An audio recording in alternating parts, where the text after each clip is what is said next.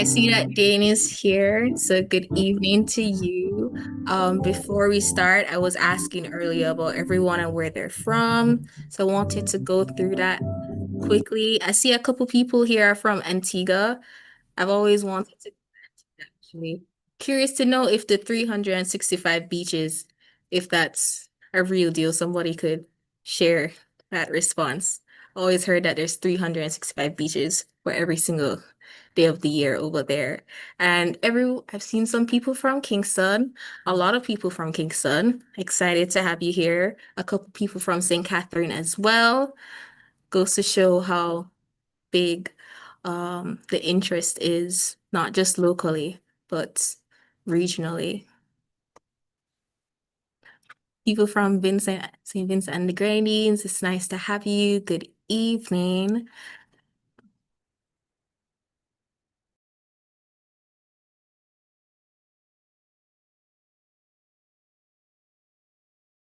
Well, I think with that, we're just about ready to start. So, good afternoon, good evening, and a warm welcome to everyone joining us from Jamaica, across Jamaica, and the wider Caribbean.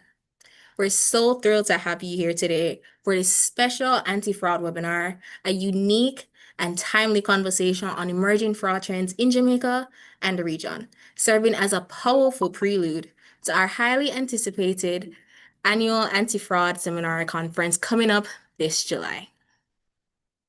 This isn't just another webinar. It's a rare opportunity, a freely accessible one at that, but rich with insights that can truly sharpen our awareness and protect both institutions and individuals alike.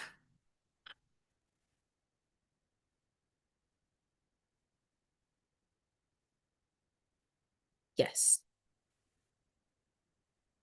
Sorry about that, guys. Fraud has evolved rapidly from phishing and smishing to romance scams, check fraud, and ABM tampering. And as the landscape shifts, so must our defenses. Today's theme is all about the why. Why vigilance is critical, why ongoing education and knowledge sharing are essential, and why regional collaboration is more important now more than ever. As financial professionals, regulators, and service providers, staying ahead of fraud isn't just a priority, it's a responsibility. This webinar is a valuable opportunity to expand your knowledge, sharpen your skills, and strengthen your capacity to meet the evolving demands of the financial sector.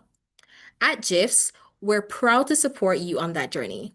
Whether you're new to us or not, just quickly here, we are in the line of work of leading in research, training, and professional exchange within the financial services industry, not just in Jamaica, but across the Caribbean region, which is why we're so excited to have you guys today, and not only to have all of you here, but especially honored to be joined by Mr. Dane Nicholson, the co-chair of the Anti-Fraud Committee of the Jamaica Bankers Association, who will be leading today's presentation.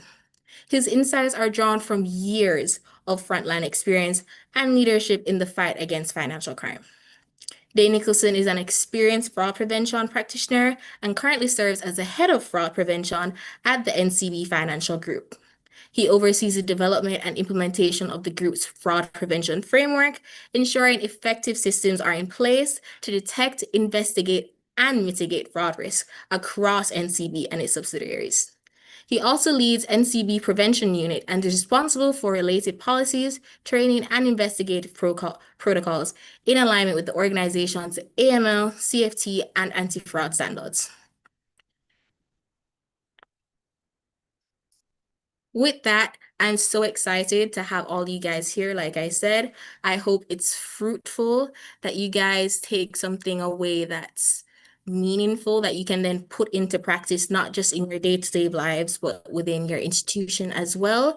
And I'm looking forward to hearing a very interesting presentation from Mr. Nicholson. So if you're ready to begin, sir.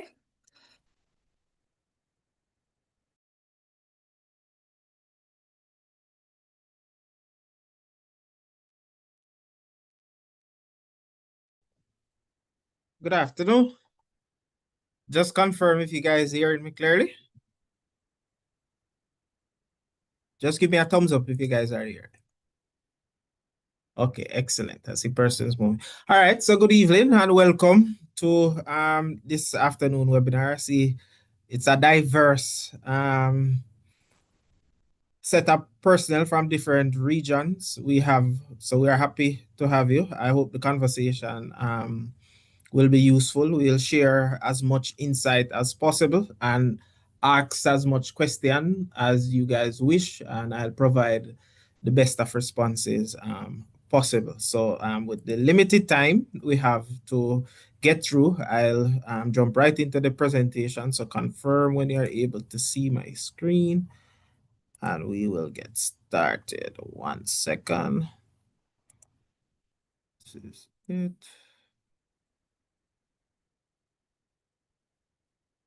Right? Are you seeing?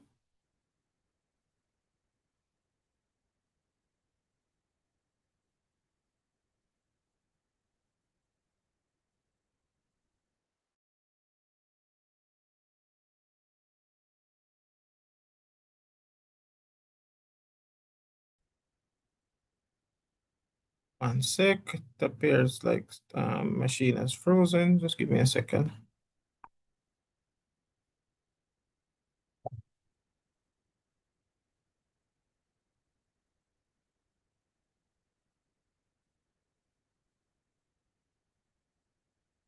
Okay, all right. I think we should be all set now. So as we move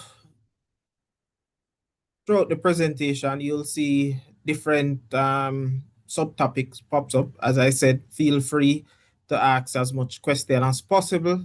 In order for the presentation to flow, I'll ask that the questions be hold or drop the questions in the chat, and then we'll answer all the questions in the end. So we'll cover current fraud trends within Jamaica and the wider Caribbean and touch on a little bit out in the LAC region in terms of Latin America and the Caribbean of what's happening. So the rapid evolution of digital services and innovation is transforming the fraud landscape across the Caribbean and the world at large. Ever since the onset of the COVID-19 pandemic, we have seen an acceleration in digital in the digital landscape, and as such, I think 1 sec. I think I stopped sharing for a moment. Oh, it's back up. So as a financial institution embraces advanced technology, criminals are also leveraging new tools and tactics to exploit emerging vulnerability. So the only thing constant in fraud is change, and this presentation will highlight key fraud trends currently affecting the regions, focus on how these schemes are structured and why they are gaining traction. So we look at from sophisticated scam to bin attack, which has been around since credit card has been around. Each typology will be defined and examined using actual real world examples. So you guys will actually get to see what is happening. As fraud continues to evolve, it is essential for us to understand its mechanism to develop proactive and comprehensive control.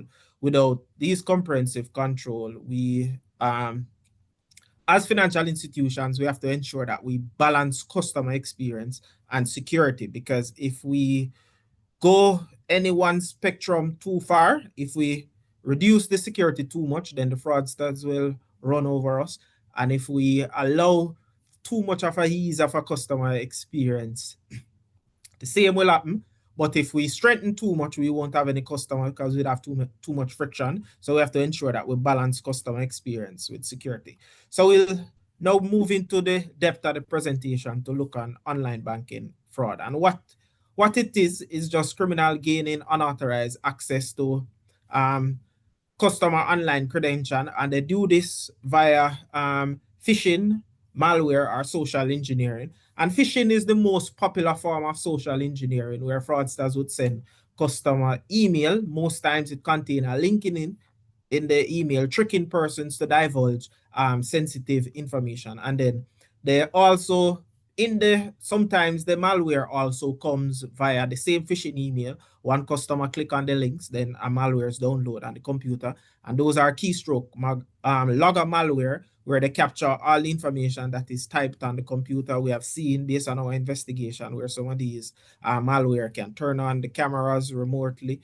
They capture the keystroke and send them to the fraudsters every 30 seconds. So that is how they capture the customer credential, either via the phishing link or the malware, or social engineering, where they call the customers via phishing to pretend to be somebody from a credible financial institution or reputable government organization to deceive them into surrendering certain critical information. After they have obtained the user credential, then they'll use the stolen credential to access the account, and then they'll do multiple things to bypass the multi-factor authentication protocol, depending on what the institution has in place. So, for example, those of us that send out OTP either via email or SMS messages, they might do a SIM swap in order to intercept the OTP, or they can do a SIM swap also if you do the SMS via email in order to take over customers' email as well. They'll do SIM swap to do that. So what I advise persons to do, rather, I know that using an mobile number as the recovery option is a very convenient one, but what I recommend is for persons to use another email address as your recovery. If just in case you forget your password, they'll send the option to another email address for you to recover same. And then once they bypass the security features, then they transfer funds to other details. And they sometimes what they'll also do is to change the contact information and disable alerts. So for example, financial institution disseminating email alerts or SMS alerts, they'll change the contact number, or they'll disable them from going through, or delete them from out of the customer inbox also. So I'll now play a video outlining what is happening, one of the ways, critical ways with which fraudsters getting a lot of information.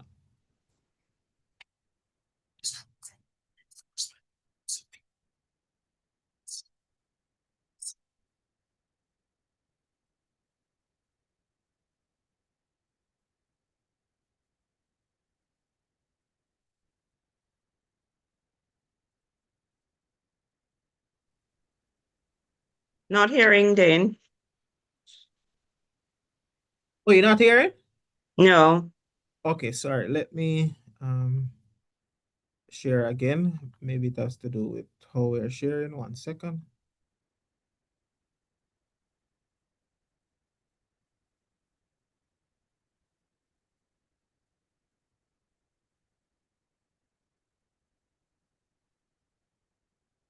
Sec.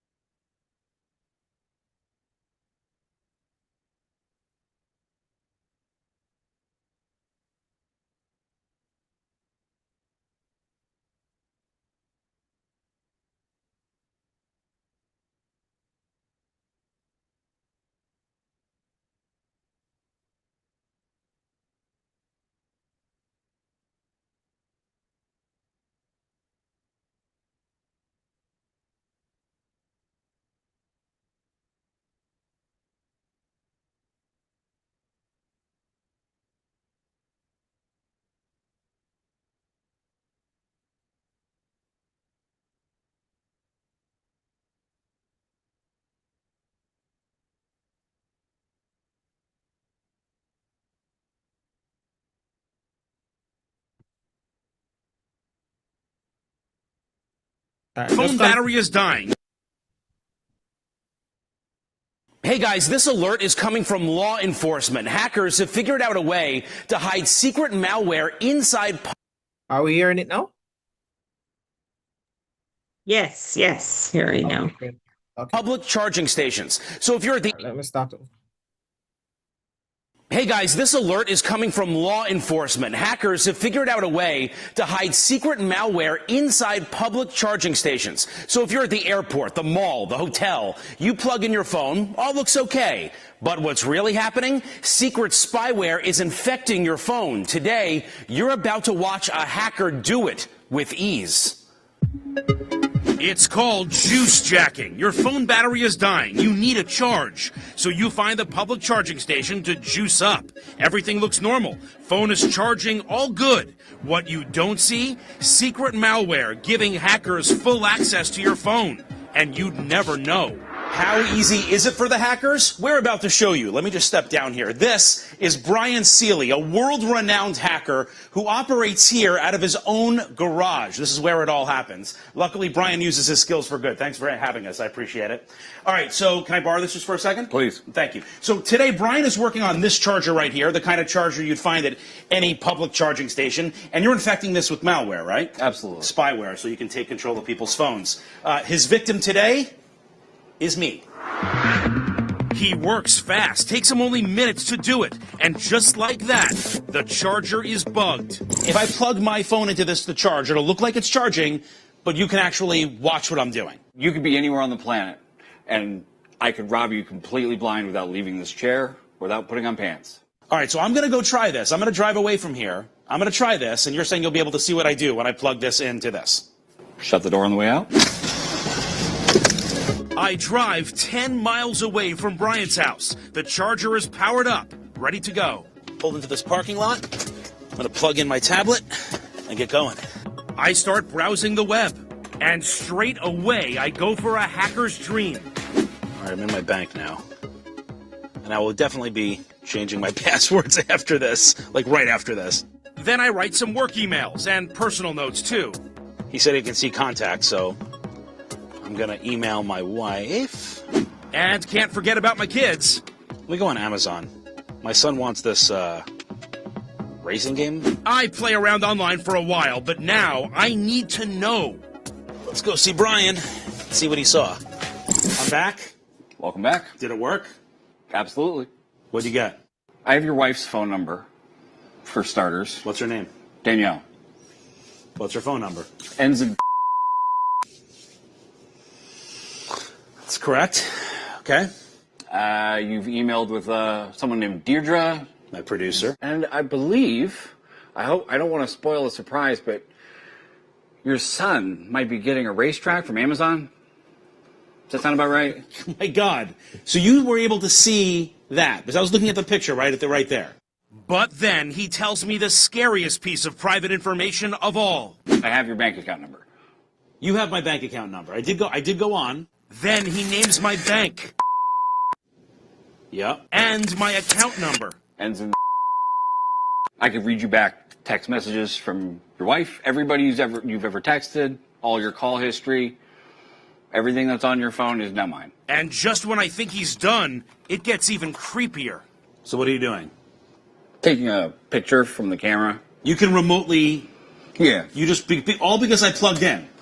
Yep. But I'm not in the charger anymore. It just took once to get infected. And then it stays on it? This is now mine.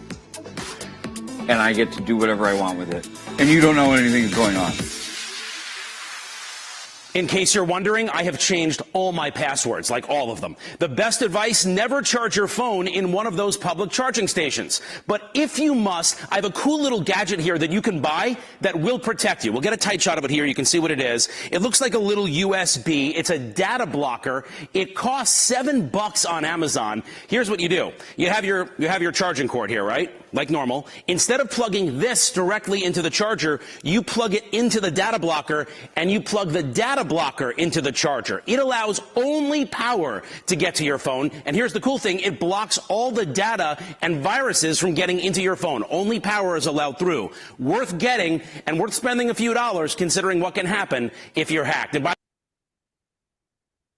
So we see a lot of that happening today because a lot of persons, it's popular airport, hotels, and transportation centers and places like those where a lot of gathering takes place. So I'll advise person not to If you must charge, go directly to the power source, and or if you don't have a, or if you have the data blocker, then you can use the UBS connection to do so. So we'll now move on to social media phishing, which is quite popular now. So this is an attack executed via the social media platform to steal PII, that is personal identifiable information, for financial gain. And how this works is the fraudsters would create a fake social media profile, and they'll seek to engage the victim in what appears to be a genuine conversation over social media. And then the frauds. So let's assume for this purpose of this presentation, it's been done over Instagram. The fraudsters will take control of the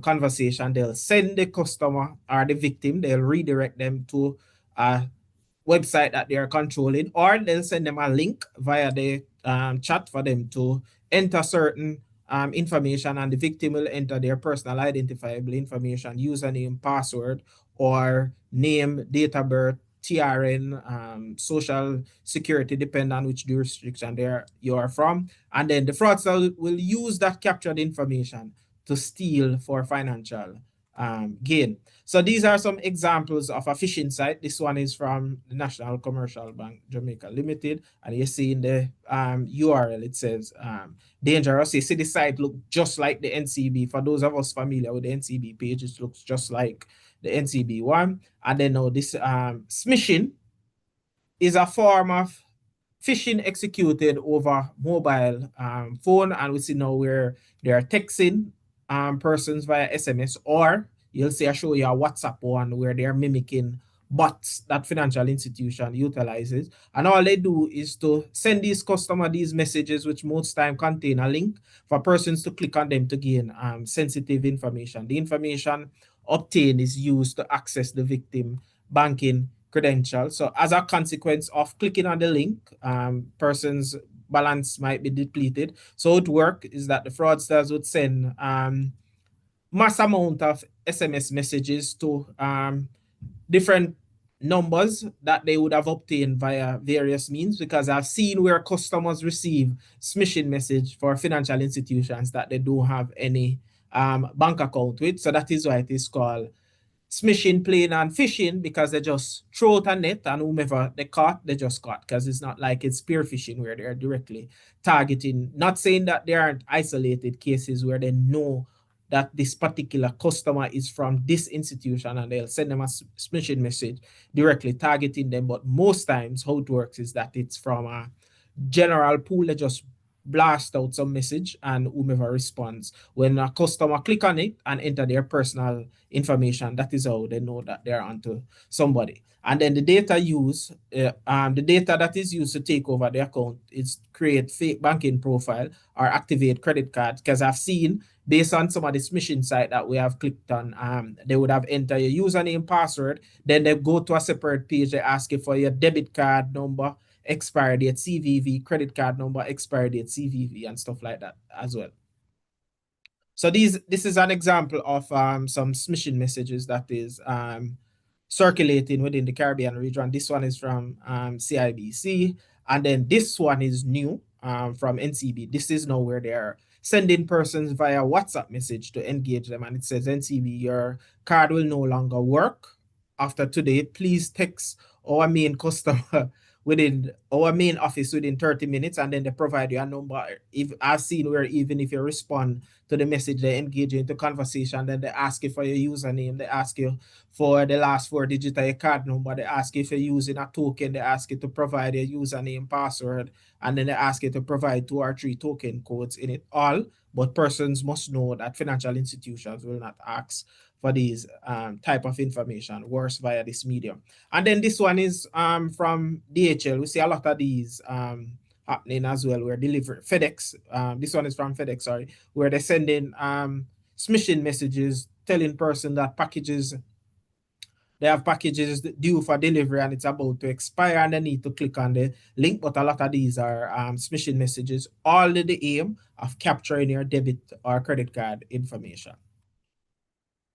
Now, phishing is voice phishing, where is a social engineering technique where fraudsters call customer pretending to be somebody from a reputable organization, all with one goal in mind is to deceive the individual into divulging certain sensitive personal identifiable information. And now I play a video how the phishing actually works. It's a phone call John Bridges will never forget. I said, "What's wrong? What's wrong?" She goes, "I've had an accident and I need your help." His daughter panicked and crying before another voice gets on the line. He goes, "I'm wanting to give your daughter back to you, but I need some cash." Bridges says he didn't end up giving money to the scammer thanks to his quick-thinking wife who called their actual daughter to confirm she wasn't being held hostage. But he got close, even grabbing cash from home and driving it to a meetup location. When I first heard my daughter's voice, I mean, it was my daughter's voice. It convinced me that that was her. Calls like this have the Federal Trade Commission sounding the alarm this month, warning of advancing artificial intelligence used to simulate someone's voice in imposter scams, the most commonly reported fraud in 2022, with losses jumping to $2.6 billion last year. It's critical that people are aware this technology's out there and that it's really very good. Voice cloning isn't a new concept, but it's becoming more accessible, accurate, and easier to use thanks to AI. Cybersecurity expert Tiago Enriquez, who says he's now seeing insurance claims for this kind of fraud, showed us just how easy it is. We're going to try and find some audio samples of you. He pulled videos from my social media and uploaded clips to one of a growing number of voice cloning programs. So it's literally a matter of dragging and dropping audio clips into this program. That's it. Then came typing what to say, and with the click of a button, I already tried to call the bureau. It was weird no one answered. That's pretty good. but could I fool a colleague with it? Hello? Are you crazy busy? I forgot my corporate card. Oh no. Can I borrow yours real quick? I just need to pay for a few things. I'll get the receipts. It wasn't perfect. There were delays and some sentences sounded more genuine than others, but I gotta run out and get my wallet. It worked. Thank you so much. Call you in a bit. My colleague later stunned by the generated audio's accuracy. So I pride myself on never falling for that stuff. Experts say to make sure you don't fall for it, be skeptical whenever asked for money in any form. Don't rely on the caller ID. Those can be faked. And even if it sounds like a loved one calling, hang up and call the person yourself. Are we going to see an increase in this sort of thing? I believe we are. As attackers get more familiar with these technologies, what they can do with it, how to operate them, we are going to see an increase in scam attacks. New technology requiring new lines of defense. Emily Ikeda, NBC News, New York. So yes, we'll definitely, and since this video, there has been several different iterations of, in fact, the AI has perfected the art. So in 2022, 2023, there used to be a slight delay. Now there's no delay. In fact, for those involved in the deep fake and stuff like that, in the past, we used to tell persons to wave and stuff like that because there will be a slight delay showing. None of that is happening again because the AI has, they have upgraded the technology. So now it's almost perfect and impossible to detect when it's AI generated phishing. But the most important thing to do is to, one, if they call you and it sounds like the person, you hang up depending on the situation or what they're asking you for. You hang up and call back from the number that you have in your phone, because we have seen where persons call persons from number and it appears that like the number that you have in your cell phone, and all that is taking place is spoofing, again, because of software that the fraudsters have at their disposal. Now, romance scam is one that is popular as well. And this type of fraud is where criminals create fake romantic relationship to gain the victim trust and exploit them financially. So how it works is that they create a fake online profile. The victim is contacted via dating or social media platform. They developed an emotional bond, which is built through regular personal message. And these guys have a lot of time. They call them, they spend a lot of time on the phone with them. And the scammers create a crisis or an emotional story. Then the victim is asked to send money to them. Or I've seen, this is new, where they are now asking persons to create or open bank account in Jamaica and send the debit cards to, we've seen the customer sending the debit cards to Indonesia, Nigeria, Kenya, to their quote-unquote fiancé in these countries. And I have actually, so when you come to the anti-fraud seminar next month, I'll play an actual conversation that I had with one of these quote-unquote fiancé that is in Nigeria, that is in Kenya, using one of our customers' Visa debit card, where the customer created the account, opened the account with us, DHL the debit card to Kenya, and then these guys over there now trick other customers in that they are involved in a romantic relationship with to deposit money to these accounts to say that they are paying for packages, and we're seeing customer crediting significant amount of money to say that they're expecting packages with luxurious items, with bags, computer, phone, or some of them even contain cash in them. So romance scam is getting quite popular in the region, and pig butchering is also. It's a pitfall or a similar situation to romance scam, the pig butchering, but the pig butchering is one where they mostly get persons to invest in cryptocurrency type thing or some Ponzi scheme type of activity. So I'll show you now a BBC reporter did role play where he was engaged on the social media platform with one of these romance scam, and he played along with them.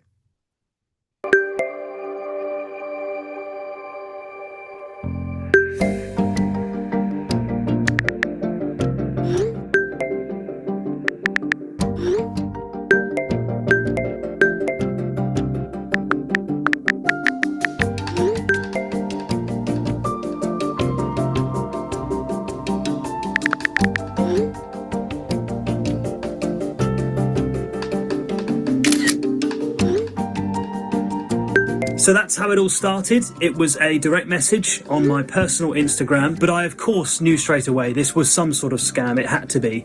But I wasn't sure which, so I decided to play along. I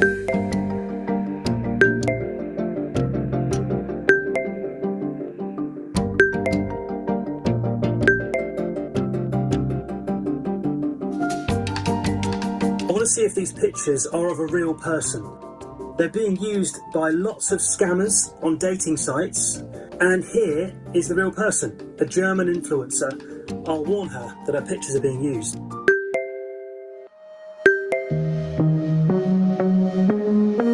This explains a lot. Jessica has just sent me a screenshot of her cryptocurrency profits, $47,000, and she's basically saying, you can be rich too. So, as suspected, and much to my wife's relief, this is indeed a pig butchering scam. Pig butchering scams are a big problem. The US FBI estimates that at least $3 billion were lost through them last year. Jessica is a name scammers have used before. They trick people into romantic relationships and convince them to invest more and more money into fake schemes to fatten victims up. They then run off with the money.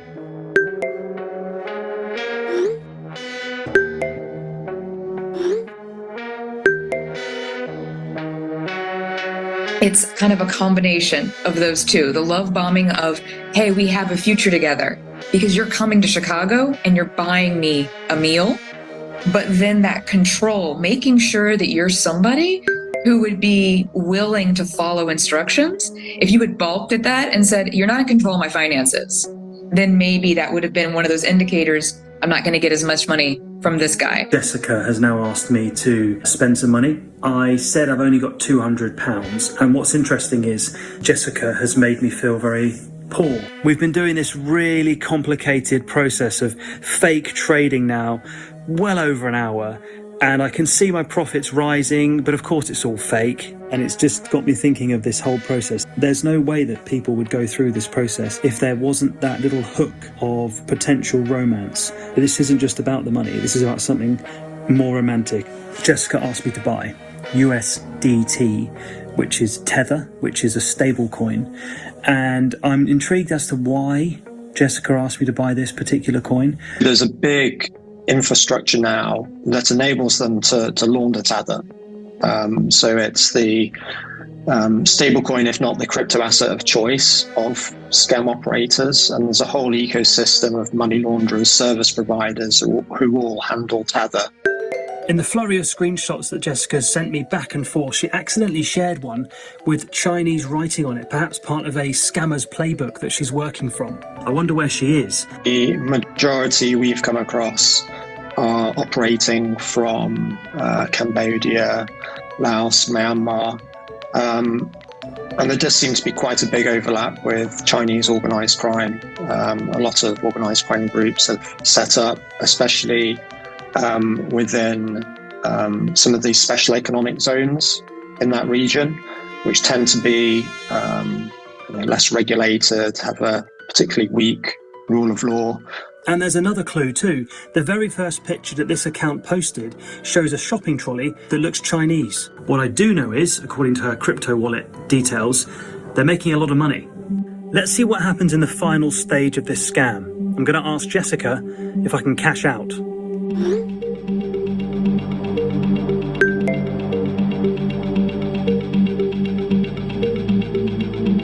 They're asking me to give me my passport, essentially, and my name and everything like that. And I'm trying to think what they could do with that information. What I think I'm going to do is send a picture of an old passport that's already expired, and that way it reduces the risk of anything happening to me. It looks like the passport that I sent last night, the old passport that I changed the expiry date on, may have worked, because the money that Jessica is saying that I've earned as part of my profits, that looks like it is being sent. It's come up with a thing saying sent, but it's frozen. Jessica tells me that the money will end up in my Coinbase account. Of course it won't. I've asked a few times and it's obvious that I'm never going to get that money back. So now I want to try and talk to Jessica. Sometimes these people involved in pig butchering, they are in a sense victims themselves. They're part of big call centres that kind of lock you in and take your passport. So I want to know who is behind the Jessica account.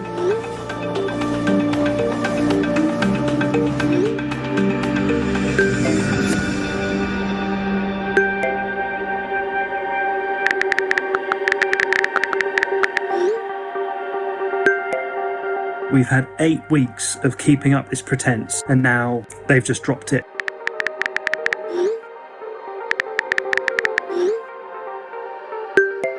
And now they're trying another way to get money. I don't really believe what they're saying is true. I think they're just trying to find a way to get me to pay them more money. I also agree that that doesn't sound like a real person in distress trying to get help or get assistance.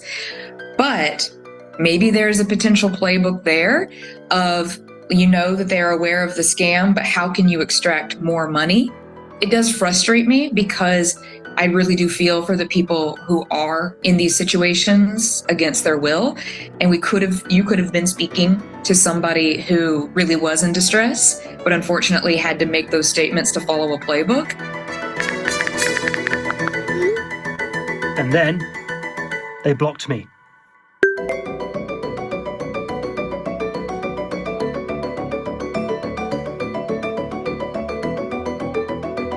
So we're actually seeing a lot of that happening today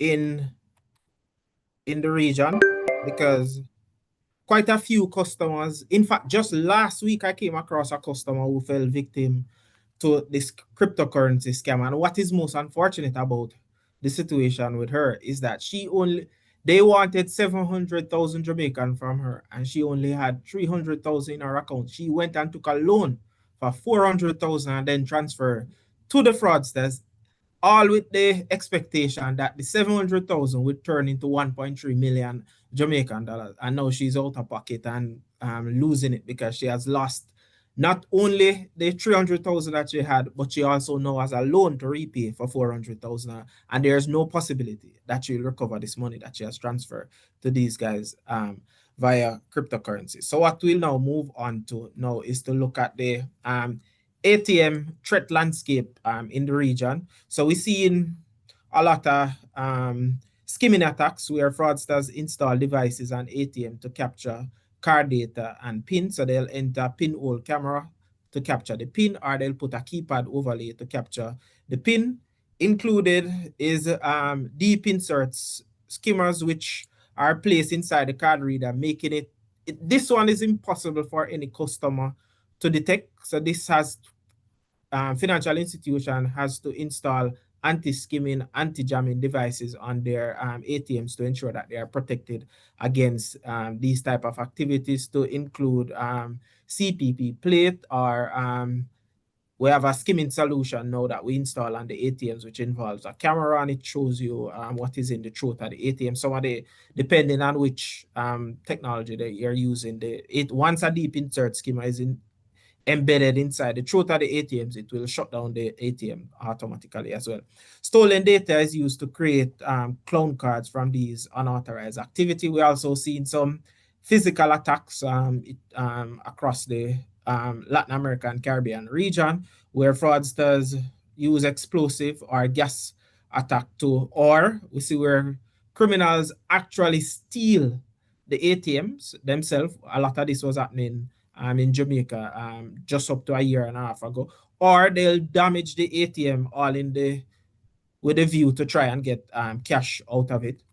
So these are some photographs of some traditional skimming device. So there you have the card reader, and then in the middle you have the deep insert skimmers there, and then at the far right you have the keypad overlay that these guys would install in the ATM to capture debit and credit card and also PIN information as well. So physical attack, and this is a photograph of a hook and chain attack, and then another attack in the region. Now we'll move on to point of sale skimming. So there's two ways that this typically occur. You have where fraudsters steal point of sale skimmers, steal the actual point of sale that financial institution issued, and they retrofit them with skimming device and reintroduce them into the space. So when you go to place of business, I always tell persons to look out for the double swiping of the card, where they'll give you one point of sale, swipe your card and you enter your PIN. That one was to capture the information, and then the next one is the actual one that the transaction will go through. And so look out for the double swiping at the card. And then these are sophisticated skimming devices where the information is captured and transmitted to the fraudsters via Bluetooth. They don't need to come back and retrieve those information. And now this one, the spy glasses with hidden camera, this one is relatively new in the region and in its infant stage. So what is happening is that persons are going to gas station, restaurants, and those places, and you'll give a cashier or a pump attendant your card, and you'll be there having a full-fledged conversation with them, and they just hold up the card, looking at it, turning the back and front on it, and the camera is recording. But you just think that you have on glasses, that the person, the pump attendant and the cashier that you're talking to, very cordial, and they just engaging into a conversation, and they're recording both the back and front of your card. And then you see some card not present transaction start popping up on your debit or credit card, and you're wondering where the card has been compromised. A lot of this is happening in this space. We also seen where persons taking photograph at the back of the front of the card, or they're writing down the information when you give the card to personnel to do. So what I encourage persons to do in cases like these is to always ensure that you keep control of the card. So you tap, you hold the card and tap, or you insert the card yourself. Now we're seeing, ever since the onset of the COVID-19 pandemic, there has been an exponential increase in the amount of brute force or bin attack that financial institution has been experiencing. And this is globally. This is not just within the Caribbean, Jamaica, or LAC region. This is across the world, where a criminal use automated tool to guess card details and test combination until they get a valid one. How it works is that they identify the bin. All bins are public, so they can get this information from the internet. Then they generate numbers using bin and random digit, and you have also a lot of AI tools, which is making this a lot easier for fraudsters to generate a lot of card numbers during bin attack. And they had random expiry date and CVV code. They use bots to test card and merchants, or they'll develop their own register their own fake merchants to ensure that they can test the cards on them. And then once they get a successful card details, they'll sell them on the dark web, or they'll utilize them themselves on to purchase goods from different e-commerce websites. So we're seeing a lot of bin attacks happening in this space. Now, synthetic identity this involves creating fake ID using a combination of real and fabricated information to open fraudulent accounts, obtain loans, and to commit other financial crime. And this is a growing one internationally as well, synthetic identity. I know of a case now where one criminal has 5 identity across 5 different banks, 5 loans totaling hundreds of millions of Jamaican dollars in fraudulent loans. So synthetic identity is a real and growing problem that we have to deal with in the region, and to ensure that we put things in place to mitigate against this type of activity. So one of the things that institutions can do, and for example, us here in Jamaica, NIDS will assist greatly in pushing back against these synthetic identity, because biometric and facial recognition is one of the way that we'll have to utilize to push back. Because in the case that I made a reference to earlier, 5 identity, 5 driver's license, 5 of them quote unquote were valid in the government database.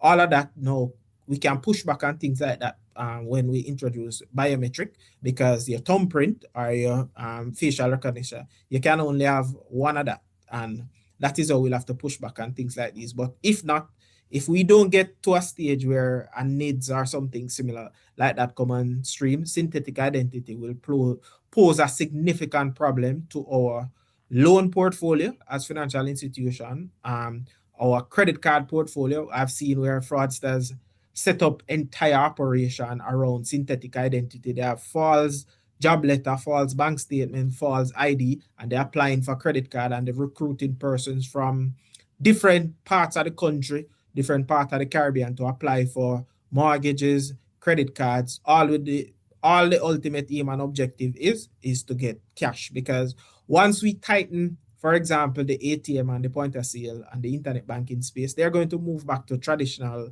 identity theft and check fraud and stuff like this. And this is one way with which they can get that done. Now, some of the other developments across, I made mention of synthetic identity enumeration, which is also what we refer to as bin attack. You have digital skimming on e-commerce platform, where fraudsters put JavaScript skimmers on the checkout page of e-commerce website to capture information. We have data breaches also, where a lot of data breach because of improper encryption and websites. You have a lot of data breach. Application fraud, where they again use synthetic identity to do it. You have account takeover, where they use phishing, smishing, and those activities to take over persons' account. Social engineering scam, which we touch on also. Lost stolen is one that persons will lose their debit or credit card, and fraudsters will find them and use the tap and go feature to ensure that they get as much information that they can from it. We touch on romance scam already. AFD fraud, this is automated fuel dispense fraud. This is depending on which part of the region you're in and how you dispense fuel. So like, for example, if you're in the US and you do a pre-authorized transaction before the fuel is dispensed. So what used to happen in the past is that fraudsters, and I've mostly seen this type of fraud on Visa debit cards, where fraudsters will go to the US, they will purchase, for example, $500 worth of fuel. You know that they'll do a pre-order for $1 in order to test if the card is valid, and then at the end they'll try to charge the card for the $500. The card wouldn't have the $500 in it, but because they'll have a $1 or $2 in the account to do the pre-authorization before they dispense the fuel, and then the guys just move off, and the financial institution will have to hug up that cost, because the merchant will pass the charge onto the card, but the card don't have any funds in it to accommodate the transaction. So the institution will have to hug up that portion of it. First party misuse, or what we refer to as friendly fraud or cardholder.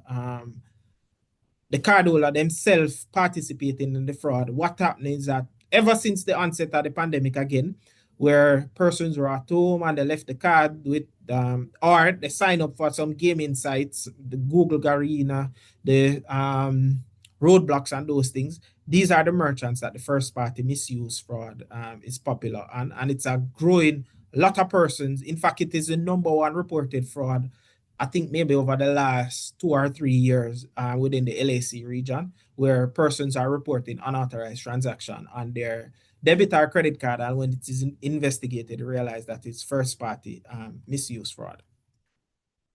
Then now some other regional scam, and this is breakdown now by region, what we see happening in Dominican Republic, the Roman scam, elderly have some phishing. In Trinidad, they have forgery, the same investment or cryptocurrency type fraud and WhatsApp. Jamaica, ransomware, check fraud and card fraud. In Panama, phishing, smishing, investment type activity. And Honduras, you have payroll, insurance, or fake job. In Nicaragua, WhatsApp, phishing, and investment type fraud. So if we do a deep dive right across the region, you realize that nothing is unique anywhere, because, for example, in Trinidad, where WhatsApp is very popular, in Jamaica, we're just seeing this takeoff now, where frauds are sending out messages via WhatsApp. In Costa Rica, where deepfake is a serious problem.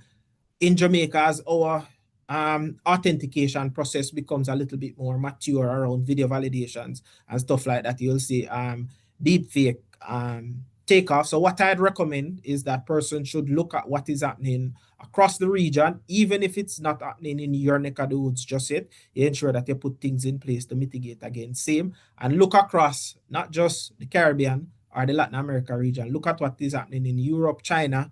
Brazil is a very good example of, especially for card fraud. Brazil is a very good launching pad, where look at what is happening in Brazil, and then it will take it time and trickle down across the region.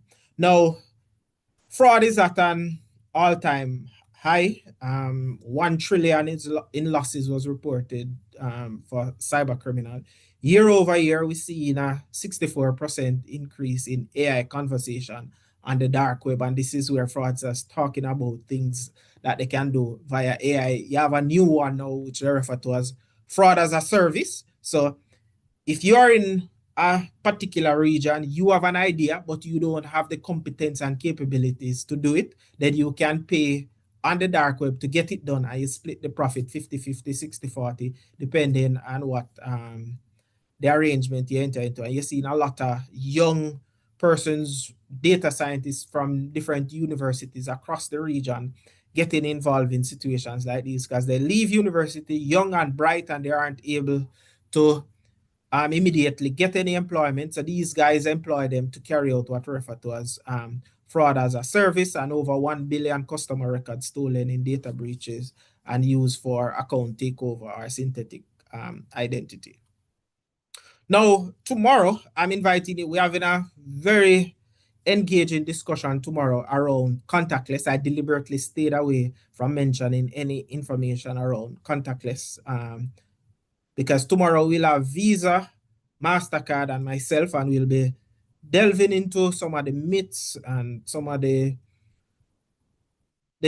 drawback that person have as to why contactless is not taking off, but it is the safest, fastest, and most secure way to go about doing your transaction. So sign up tomorrow at 5 and come and win some prizes and hear from the Payment Association and NCB in relation to what persons can do to ensure both customers and merchant for the contactless webinar, and we'll provide a wealth of information for this webinar. So thank you. I hope I was able to share as much information as I could, because this was just a teaser to get person to come to the actual anti-fraud seminar in July. So I know take any questions that persons might have.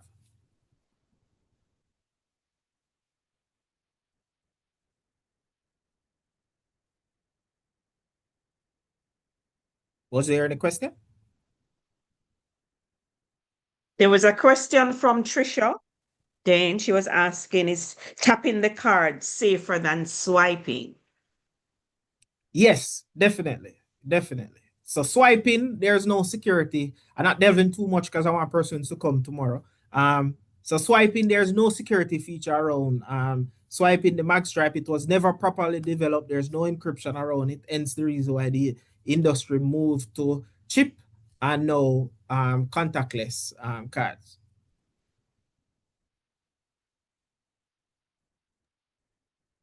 Any other question? And then Jeanette Giselle is asking, can you explain the SIM swapping to avoid OTP? Okay, sure. So how the SIM swapping work is that persons will, so fraudster will go to a telecom provider, depending on which part of the region you have Digicel, Flow, and other service providers. So they'll go to the service provider, they'll obtain the contact number for whichever individual that they're targeting, and they'll say that the card is lost or stolen. The SIM card is lost or stolen, and they need a replacement SIM card. They'll also create a fake driver's license or whatever form of ID that they'll need, and they'll go to the telecom and they say that it's lost or stolen and they need a replacement SIM card. Once they get the replacement SIM card, now it's not to get to your personal text message or romance and stuff like that. This type of activity now is to get to the OTP that they're sending. So if, for example, the financial institution send the OTP via SMS, then they will automatically get that. But let's say it's not being done via SMS, it's being done via email.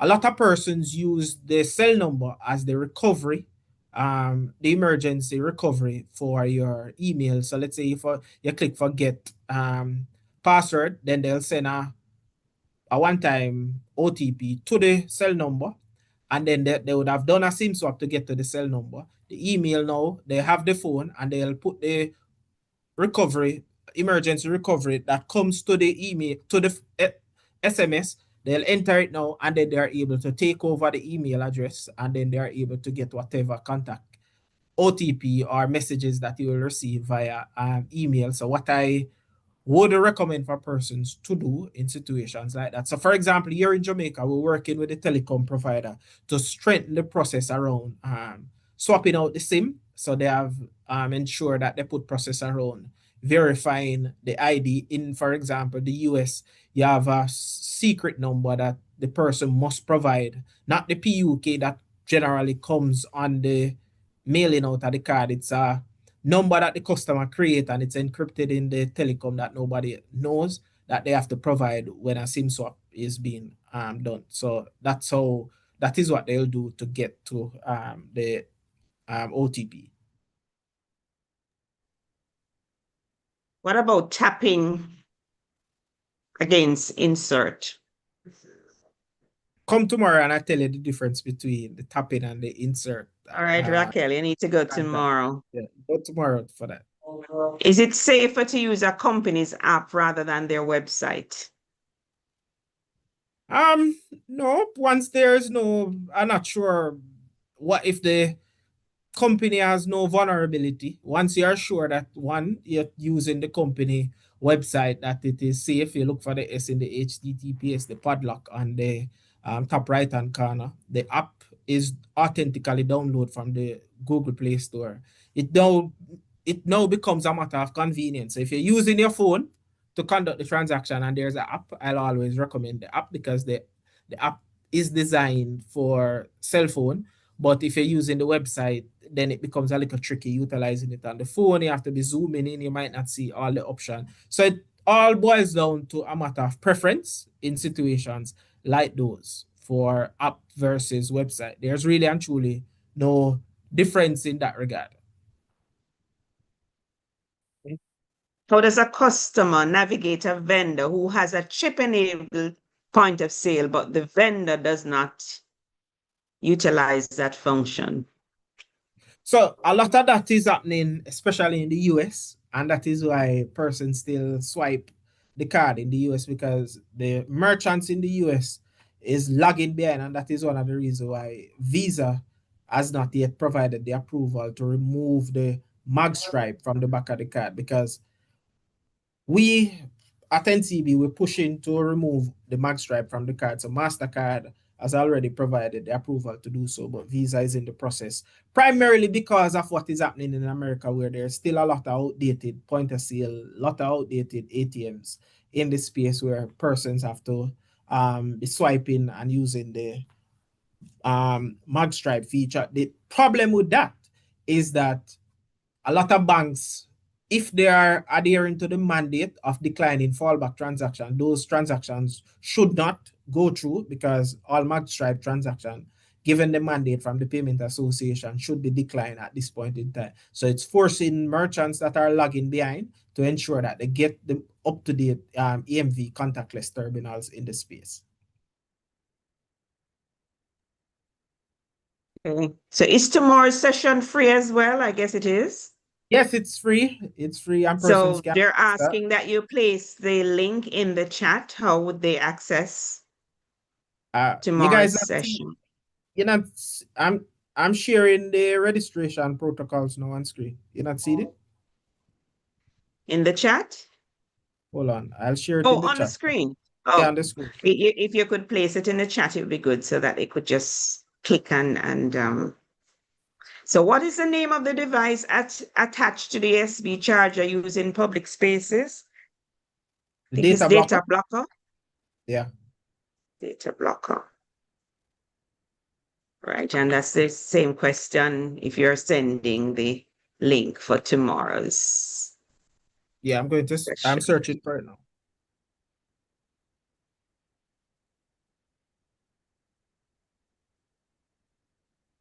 There are no more questions. I'm not seeing any more questions. Abigail, there are no more questions. Over to you.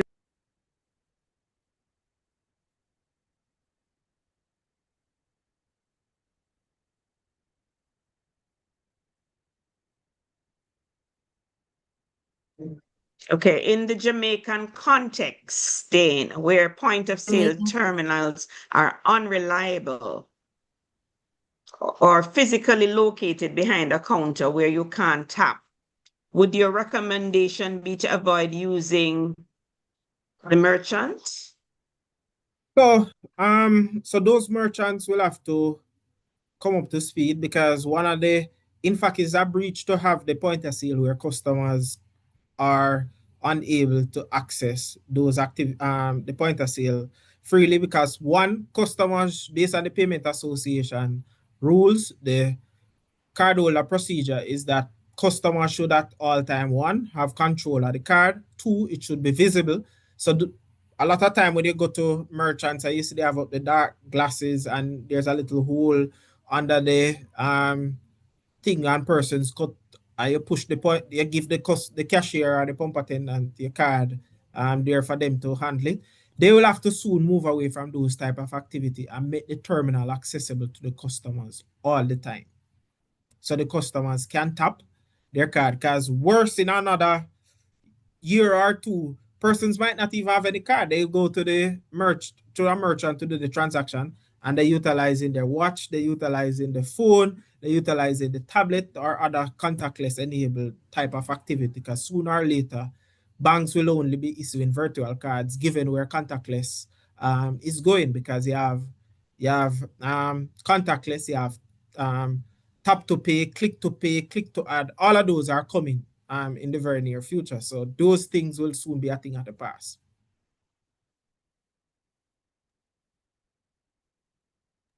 There is a limit. I find there is a limit. Go ahead. You're going to read that question, Abigail? No, Ms. Jones, you can speak and I'll touch on what I want to say. Right. There is a limit on transactions where you're required to insert once it's above a particular amount. Any comment on that? Yes, so that was deliberately done by a financial institution to balance customer experience and security. So there is what we refer to as a I don't want to get too much into it, but a CMV floor limit, where you can tap without entering the PIN, but you can tap for any amount and then enter your PIN. All that was designed to do was to balance customer experience and security and convenience and speed. So if you're doing a transaction for a small amount, you just tap without doing anything and pay. But if you're doing a transaction for $1 million, I'm certain for security purposes, you don't want your card to be tapped for $1 million without entering a PIN, and then the transaction is authorized. So that was why that was developed.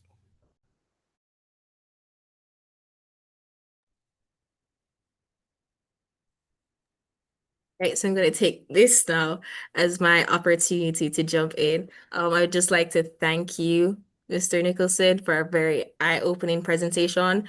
As someone who's had personal experience dealing with fraud, I found this session to be not just informative, but kind of empowering, making you think about all these different ways in which fraudulent activities can take place. I know especially there are some Jamaicans probably in the chat who have experienced something similar as of recent. For example, the Jamaica Post package text messages. I've gotten a few of those telling you, oh, you need to click this link to change your address or to put in your information here so that you could get your post, or your packages are overweight and you need to respond to this link to put in your information so you can claim your package.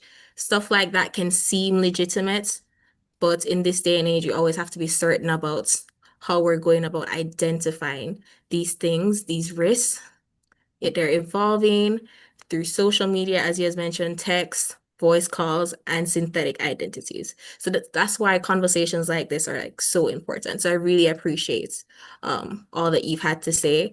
And as Mr. Nicholson had mentioned, and as we have preluded, this webinar is just a preview. Whether it's to hear more about it in tomorrow's session with Mr. Nicholson or to come to our anti-fraud seminar in July, on July 10th, we'll be going deeper into online banking security, phishing defense strategies, case studies, and more. And I have a special little thing for all of you that have joined us today, because you have access to exclusive discounts for the conference, which I'll touch on shortly.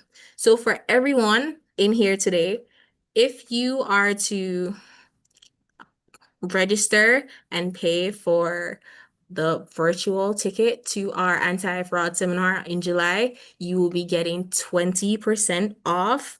I believe someone should put that link in the chat shortly so that you could sign up for it. And if you are interested in coming to our event face-to-face, to hear and meet with people, to network, of course, you can also do that. And for the first 20 people, we are providing a 15% off discount for that price. So I'm excited to meet as many of you as possible to really talk about issues like this more and really brush up on our understanding of fraud and how it works. I'd just like to thank you again, Mr. Nicholson, as well as our lovely board members of the JBA who helped to make stuff like this happen. If there's any more questions, you can put them in the chat. And yeah, I believe that this was a very informative session. I hope everyone can walk away feeling like they've learned something of grave importance. And I'm looking forward to seeing all of you in our upcoming conference in July.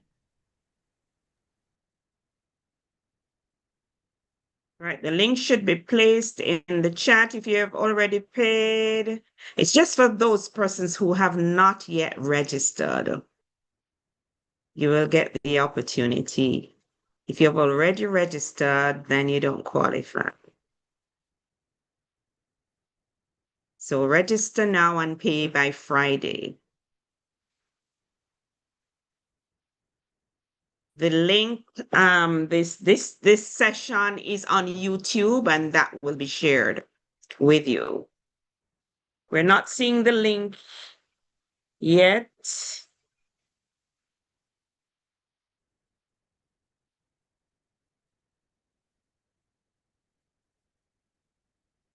Who is placing the link?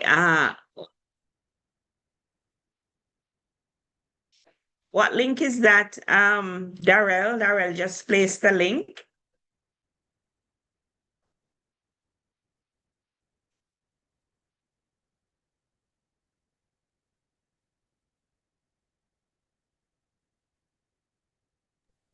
I would There just is a like link. everyone to Yeah. see that the link has just been posted. The link is from Jamaica Institute of Financial Services. That is the link that you should be clicking if you're looking to register for the anti-fraud seminar.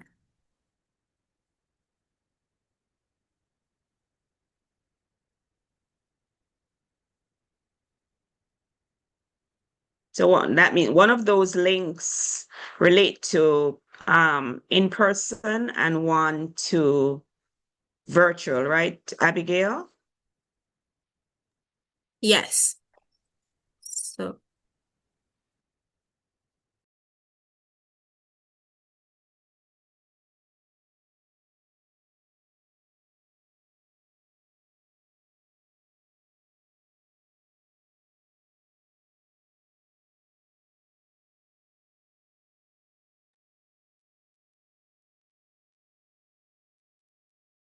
Okay, thanks again, everyone, for attending, and we look forward to seeing your registrations coming in. And even for other training, please be in touch with JIFS. We're here to ensure your professional development. Thank you. Enjoy the rest of the afternoon.